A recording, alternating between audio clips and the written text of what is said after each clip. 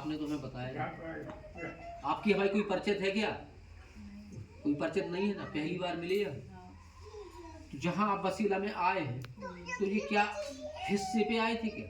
हाँ हिस्से पे। आपने तो नहीं बताया। हिस्से ही पे आए ना? हाँ हिस्से पे। कि हमने गलत कहा? नहीं सही है। जो हमारे बब्बा के देखो प्रमाण है, और परहेज कर लो तो सब ठीक भी हो जाए, हमारा आशीर्वाद। और परहेज ना करो तो हमारी गारंटी नहीं है। जो बात है क्लियर है। अगर आपने हमें बताओ हो तो बताओ। नहीं बताऊँ। हिस्से ही पे आए ना? हाँ हिस्से पे। बस वारी के भैया कि मतलब हमारी दादी को हिस्सा हमारे के हमें नहीं मिला था सो हिस्सा। ये खाई वाला का हिस्सा मिल जाए।